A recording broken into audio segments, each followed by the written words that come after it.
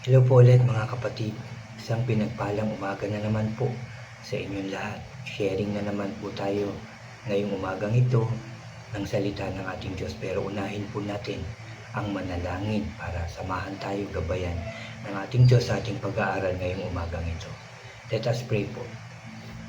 Yes, O God, Father God in heaven, aming Diyos na makapangyarihan sa lahat, aming Diyos na banal. Muli, salamat Lord. Salamat dahil pinagsama-sama mo na naman kami para makinig, mag-aral ng iyong mga salita. Lord, pinupuri ka namin dahil mahal mo kami.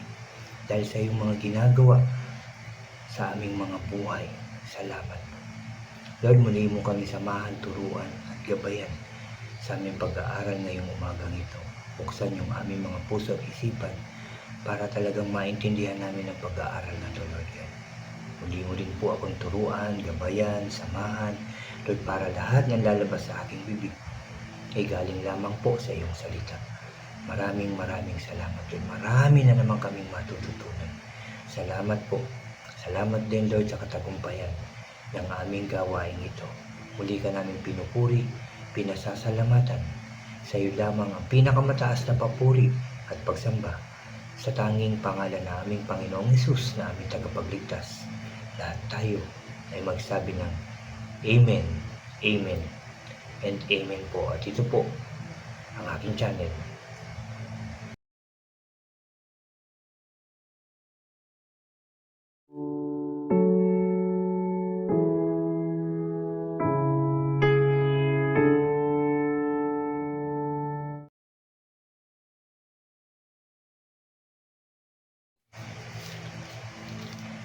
Hello po ulit mga kapatid, ulitin ko lang isang pinagpalang umaga na naman po sa ating lahat mga kapatid. Talagang pinagpala tayo dahil napakabuti ng ating Diyos sa ating lahat. Mga kapatid, bago ako mag-share ulit ng sharing ng salita ng ating Diyos, ini-invite ko lang yung mga bago po dyan sa aking channel na huwag niyo pong kalimutan na mag-subscribe. Paki-like and share niyo po ang aking mga videos at paki-click din po ang notification bell para lagi po kayong updated sa mga bago at iba ko pang i-upload. Salamat mga kapatid, salamat po. Mga kapatid, ang aking isi-share ngayong umagang ito ay dito po sa Psalms o Salmo chapter 31 po. At ito po ay may pamagat na sa Diyos magtiwala. Ito po ay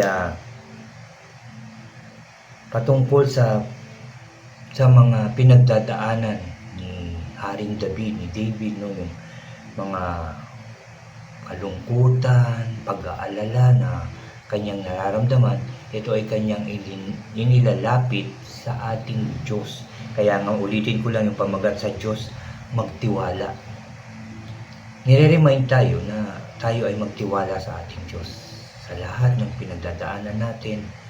Anumang oras pwede tayong makalapit sa ating Diyos dahil binigyan niya tayo ng pahintulot, ng pagkakataon para lumapit sa Kanya, para sabihin yung ating mga nararamdaman, pangangailangan, para humingi sa Kanya. Yan ang pagkakataon na binibigay sa atin ng Diyos dahil tunay na napakabuti ng ating Diyos sa ating lahat. Ulitin ko lang, ito nga yung time na may mga pinagdadaanan si Haring David, ano po. At dito po ako dinala ng aking devotion sa verse 14 hanggang 16 po yung aking isi-share na salita ng Diyos dito po sa Psalms chapter 31. At ito po ang sabi. Pero tiwala ako sa iyo, Lord. Sabi ko nga, ikaw ang aking Diyos. Hawak mo ang buhay ko. I-save mo ako sa mga kaaway ko at sa mga nagpapahirap sa akin. Verse 16, ipa-experience mo ang iyong kabaitan sa iyong lingkod. I-save mo ako dahil sa wagas mong pagmamahal sa akin. Salamat sa salita ng ating Diyos. Diba doon pa lang mga kapatid, talagang makikita natin yung sulat ni David na humihingi siya ng tulong sa ating Diyos at kinikilala niya na siya ang kanyang Diyos. No? Ang Diyos na pwedeng lapitan hingan sabihin ng lahat, humingi ng tulong dahil hindi bingi ang ating Diyos. Nandyan siya lagi sa mga taong nagtitiwala sa Kanya, sa mga taong talagang lumalapit ng buong puso at kaluluwa sa Kanya. Nandyan din ang Diyos, nakikinig din ang Diyos. At sigurado ko, kapag ang puso mo nakita ng Diyos na talagang tiwalang-tiwala ka sa Diyos, buong buhay mo, buong puso at kaluluwa yung pagtitiwala mo sa Kanya, didinggin ng Diyos ang iyong panalangin. Kaya yan ang tinuturo sa atin ngayong umagang ito, kapatid. Mga mahal ko sa buhay na nakakapanood nito, I pray na isabuhay nyo ang lahat ng salita ng Diyos. Yung mga sharing ko, hindi lang marami ka rin mapapanood dyan sa YouTube na maraming sharing ng Word of God. Ano po, at dito ngayon nga sa umagang ito, I pray maisabuhay natin ito. Itong tinuturo ng ating Diyos sa atin ngayong umagang ito. Ulitin ko ulit, verse 14. Pero tiwala ako sa iyo, Lord. Sabi ko nga, ikaw ang aking Diyos. Kaya tinuturuan tayo na magtiwala sa ating Diyos.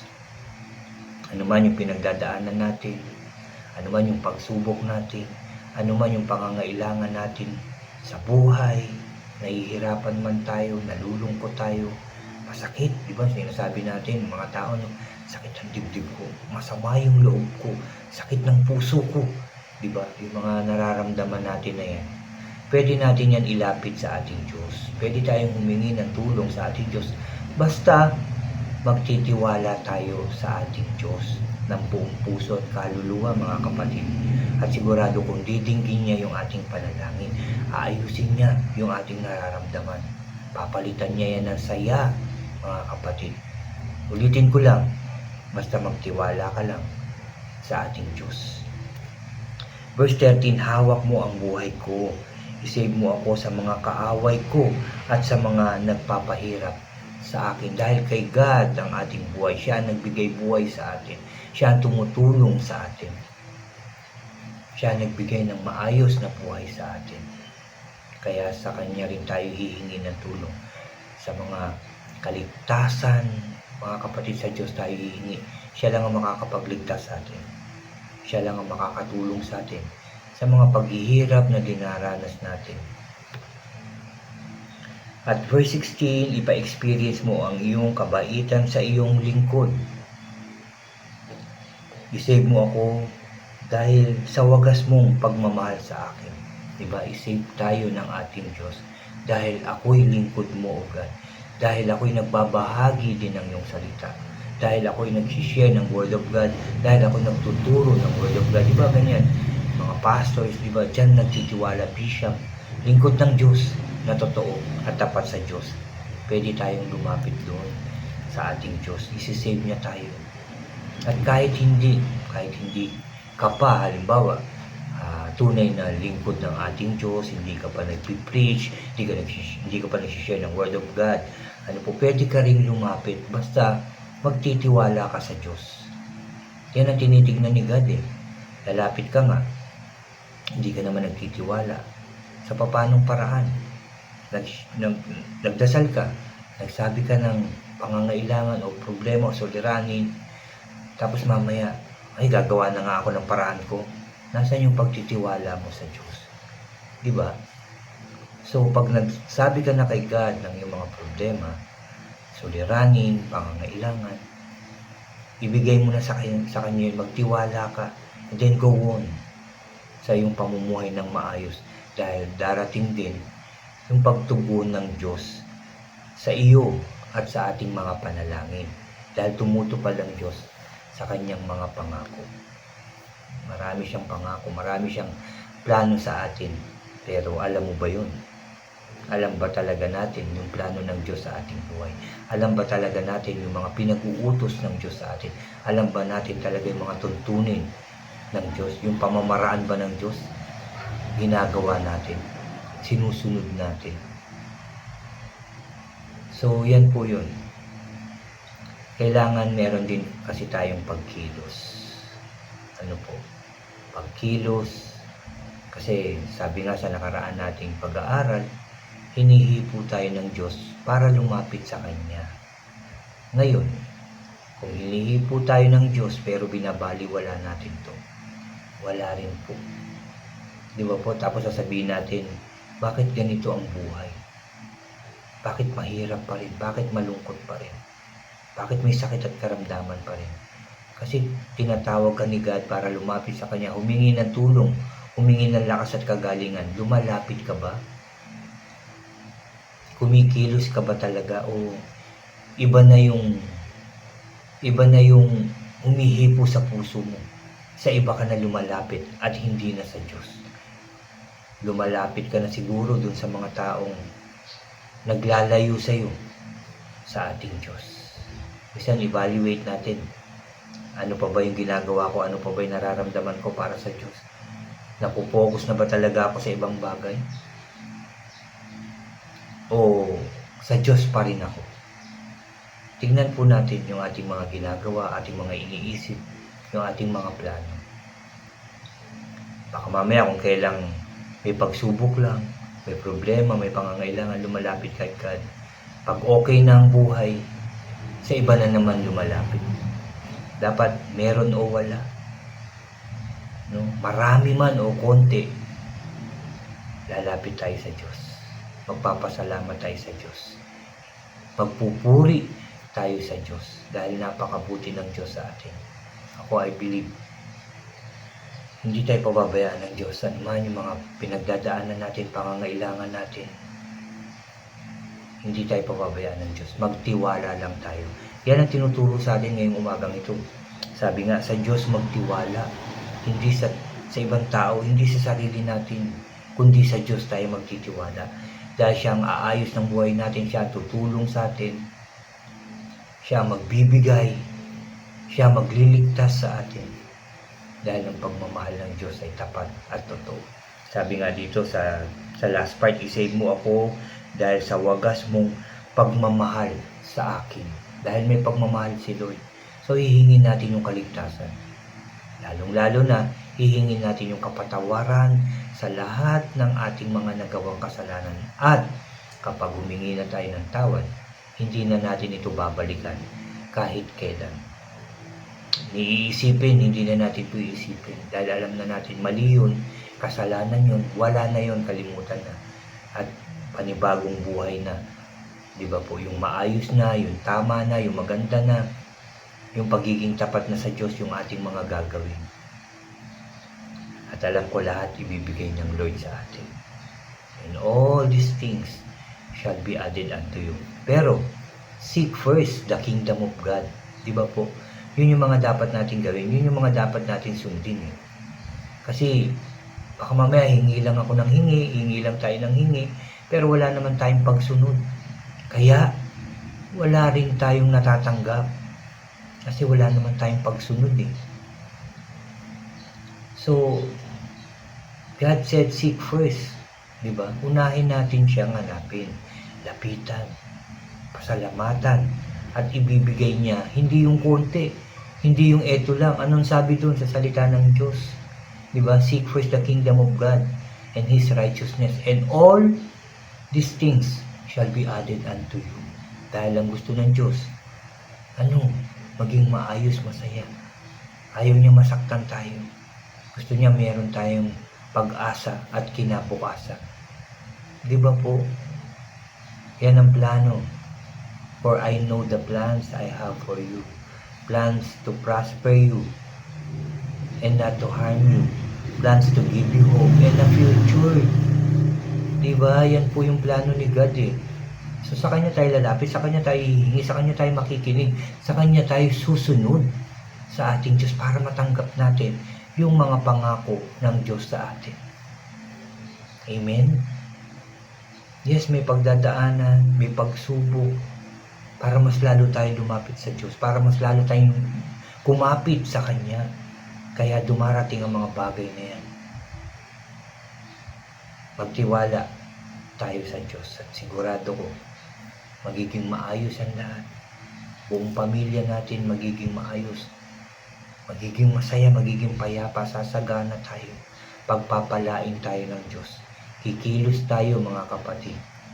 Dahil ang pananampalatayang walang pagkilos, ito ay patay. Di ba po? Nasa Word of God din yan. Faith without action is dead. Kikilos tayo. Hindi yung nagpe-pray naman ako. Sapat na ba?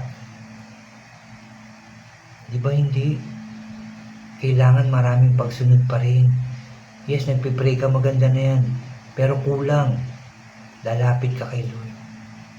Ng buong puso at kaluluwa, gagawa ka ng mabuti. Magsisimba ka. Magbabasa ka ng Word of God. Magsishare ka nito kahit papaano. Kung nahihiya ka pa, sige, paunti-unti. Ihingi mo kay Lord yung lakas ng loob. Yung wisdom. Diba? Para makapag-share. Para matupad natin. Para malaman din. Yung pagbabasa kasi ng salita ng Diyos. Kinakausap niya tayo. Ngayon, kung hindi ka magbabasa, paano ka kakausapin ng Diyos? Ikaw lang yung kumakausap sa Kanya, pero hindi mo hinahayaang kausapin ka ng Diyos. Di ba po? So, hayaan mong kausapin ka ng Diyos. At kung ano yung malaman mo, madinig mo, mabasa mo, ipagpapasalamat mo, saka mo siya kakausapin. Saka mo siya pasasalamatan dahil tinuruan ka. May sinabi sa'yo na dapat mong gawin. Yun ang dapat natin gawin, mga kapatid. Kaya nga, mahalaga yung pagsisimba, mahalaga yung pagbabasa ng Bible, mahalaga yung pag-attend ng mga Bible study, mga kapatid. Mahalaga po yan. Kailangan yan. Tapos yung paggawa natin ng kabutihan, pagtulong natin sa kapwa, di ba? Diyan mababago yung ating buhay. Diyan natin makikita na yung dating tayo ay iba na, binago na ng ating Diyos sa pamamagitan niya ng ating Diyos. Kaya kung hindi ka lalapit sa Diyos, kung hindi mo siya kikilalanin, kung hindi ka makikinig ng Word of God, ng salita ng Diyos, hindi mababago ang iyong buhay, pati ang iyong pamilya, pati na yung iyong kinabukasan, pati na yung iyong pamumuhay, kinabubuhay. Hindi mababago yan. Dahil si Lord lang ang may kakayanan baguhin ang lahat. Ulitin ko, ayusin, pasayahin, pasaganahin, at tayo iligtas. Si Lord lang ang may kaya niyan. So sa Kanya lang tayo lalapit, sa Kanya lang tayo magtitiwala. Dahil yan ang tinuturo sa atin ng ating Diyos. Kaya salamat sa salita ng ating Diyos. Talagang dapat natin siyang purihin dahil napakabuti ng Diyos, dahil mahal tayo ng Diyos, dahil hindi nagbabago ang pagmamahal ng Diyos sa iyo, sa akin, at sa ating lahat. Salamat sa ating Diyos. Salamat. Salamat. Marami na naman tayong natutunan. Napakinggan na naman natin ng gustong sabihin ng Diyos sa ating lahat, mga kapatid. Hindi lang ito para sa inyo, para sa akin din ito. Para sa atin din lahat itong salita ng ating Diyos. Kaya dapat ito ay ibinabahagi din natin sa ating mga mahal sa buhay at sa ibang tao upang sila din ay mabago. Upang sila rin ay magkaroon ng magandang relasyon sa ating Diyos. Upang sila din ay pagpalain ng ating Diyos. Salamat sa ating Diyos. Salamat sa Kanyang salita. Mga kapatid, muli tayong mananalangin. Manalangin din kayo. Pasalamatan natin ang araw na ito, ang umagang ito, na tayo ay kinausap ng ating Diyos. Magsiyuko tayo. Hallelujah. Thank you, Lord. Thank you, Jesus. Thank you, Holy Spirit. Salamat po. Salamat po. Ama, maraming salamat po muli sa umagang ito na kami ay kinausap mo. Dito, tinuturuan mo kami na magtiwala lang sa iyo ng buong puso at kaluluwa. Magtiwala kami sa iyo, Lord. Umasa kami sa iyo, Lord God. Salamat po, Lord. Salamat po.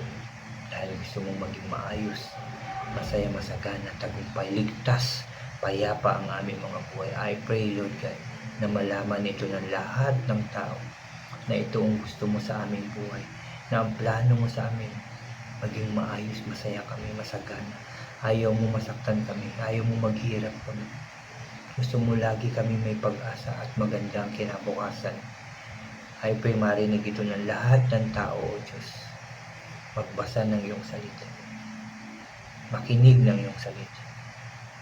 Lord, ipuin mo ang lahat ng puso ng tao upang kami lumapit sa iyo. Upang mabago na ang aming pamumuhay.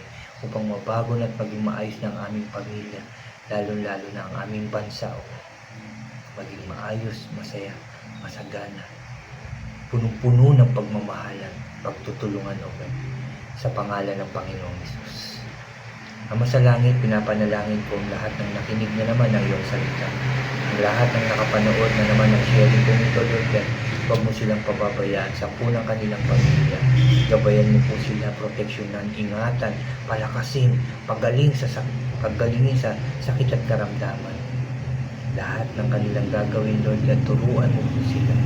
Baguhin mo po sila natin at ilapit mo po sila lahat sa iyo. Dahil kami ay iyong mga anak.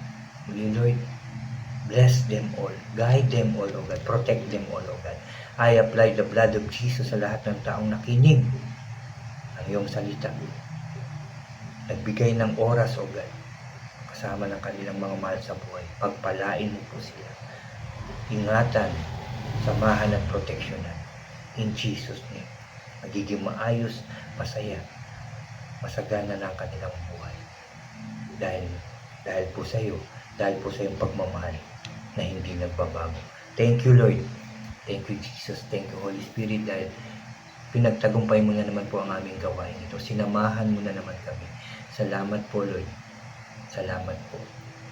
Salamat po. Lord, muli ka namin pinupuri, pinasasalamatan, sinasamba ka namin.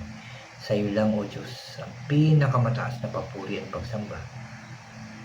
Sa matamis at makapangyarihan pangalan na aming Panginoong Hesus, na aming tagapagligtas, lahat tayo ay magsabi ng Amen and Amen and Amen po. Amen. Salamat sa ating Diyos sa pagkakataong binigay niya sa atin. Ang makinig ng kanyang salita at makalapit sa kanya. Napakabuti ng Diyos sa ating lahat. Napakabuti ng Diyos sa atin. God bless po sa inyong lahat at God bless po sa ating lahat.